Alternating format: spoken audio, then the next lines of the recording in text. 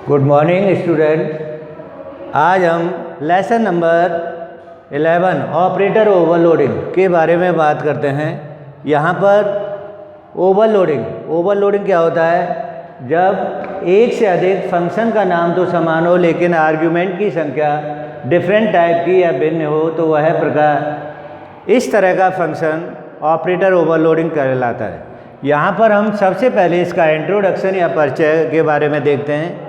यह C++ भाषा का बहुत ही महत्वपूर्ण फीचर होता है। यहाँ पर हम यूजर डिफाइंड डाटा टाइप के दो वेरिएबल को जोड़ सकते हैं, उसी तरह से जिस तरह से हम बेसिक डाटा टाइप से हम ऐड करते हैं। तो हम यह कह सकते हैं कि ऑपरेटर ओवरलोडिंग में यहाँ पर कोई भी किसी भी मैट्रिक्स या वेरिएबल को ऐड करने के लिए हम यहाँ पर ऑपरेटर को यूज में लेते हैं। इसको निम्न प्रकार से डिफाइन किया जाता है। यहाँ पर किसी ऑपरेटर को एक डाटा टाइप के लिए विशेष मीनिंग या अर्थ देना ही ऑपरेटर ओवरलोडिंग कहलाता है। कोई भी हम एक डाटा टाइप को यूज में लेते हैं तो यहाँ पर विशेष प्रकार के अर्थ या मीनिंग देना पड़ता है, तो इस तरह से ओवरलोडिंग कहा जाता है। यहाँ पर इन ऑपरेटर को ओवरलोड करने के लिए वैसे तो C++ में सभी ऑपरेटर ओवरलोड किए जाते हैं, लेकिन यहाँ पर कुछ इस तरह के ऑपरेटर हैं जिन्हें हम ओवरलोड नहीं कर सकते। उनके नेम निम्न प्रकार से हैं। Number 1, first class member access, इसको डॉट एस्ट्रिक सिंबल के द्वारा इंडिकेट किया जाता है। सेकंड, स्कोप रिजोल्यूशन ऑपरेटर, यहाँ पर जो भी इसकी 4 डॉट हैं, इस तरीके से हम कोई भी स्कोप रिजोल्यूशन ऑपरेटर को इस तरह से इंडिकेट करते हैं। थर्ड, साइज ऑपरेटर को। फोर्थ, कंडीशनल ऑपरेटर, ये इसका सिंबल है। तो हम ये कह सकते हैं कि ऑपरेटर ओवरलोडिंग में इन चारों ऑपरेटर को ओवरलोड नहीं करते हैं, बाकी सभी ऑपरेटर यहाँ पर ओवरलोड किए जाते हैं इनके अलावा।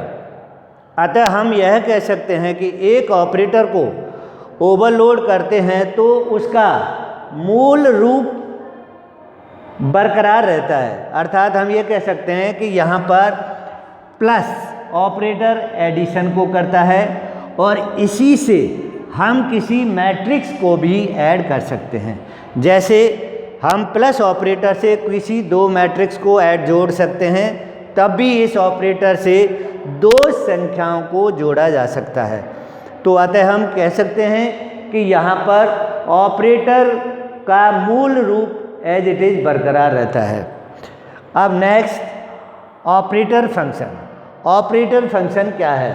तो इसके बारे में हम देखते हैं डेफिनेशन या परिभाषा।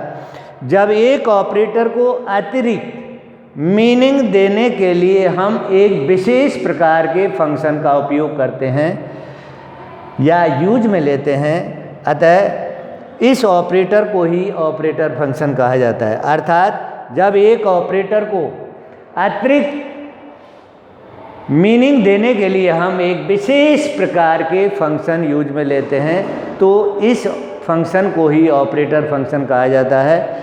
इसे निम्न सिंटैक्स या फॉर्मूले के द्वारा दर्शाया जाता है। यहाँ पर फॉर्मूला है return type, class name, scope resolution operator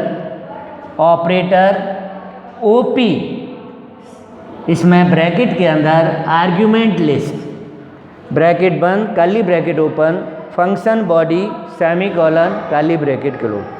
तो यहाँ पर हम जब भी इस ऑपरेटर का यूज करते हैं तो ऑपरेटर ओवरलोडिंग के अंदर हम यहाँ पर OP ऑपरेटर से पहले हम ऑपरेटर कीवर्ड्स का यूज करते हैं।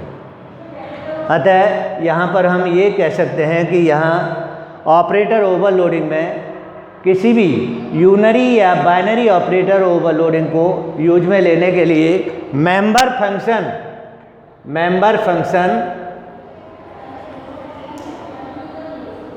एंड फ्रेंड फंक्शन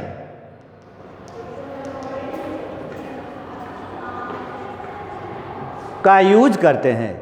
हम जानते हैं जब हम यहाँ पर कोई भी यूनरी ऑपरेटर ओवरलोड करते हैं तो यूनरी ऑपरेटर ओवरलोड करने के लिए यहाँ पर किसी भी मेंबर फंक्शन के अंदर कोई भी आर्ग्यूमेंट यूज में नहीं लिया जाता है, जबकि यूनरी ऑपरेटर का यूज फ्रेंड फंक्शन के अंदर यूज में लेते हैं तो वन आर्ग्यूमेंट यूज में लेते हैं। इसी तरह से जब हम बाइनरी ऑपरेटर ओवरलोडिंग यूज में लेते हैं तो यहाँ पर binary operator overload member function के रूप में यदि बाइनरी को यूज में लेते हैं तो वन आर्ग्यूमेंट यूज में लेते हैं, जबकि फ्रेंड फंक्शन के रूप में यूज में लेते हैं तो यहाँ पर टू आर्ग्यूमेंट यूज में लेते हैं।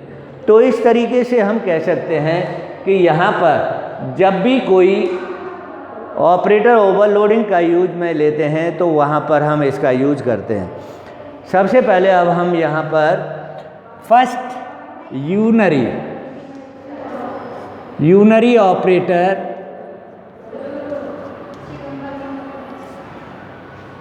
ऑपरेटर से मेंबर फंक्शन को किस तरीके से ओवरलोड किया जाता है उसके बारे में अभी हम यहाँ देखते हैं।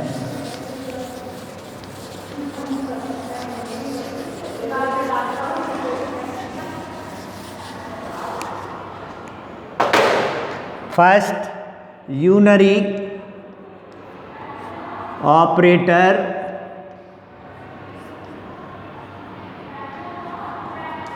से मेंबर फंक्शन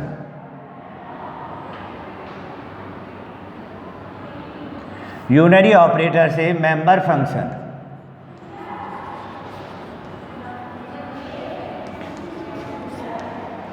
को ओवरलोड करना।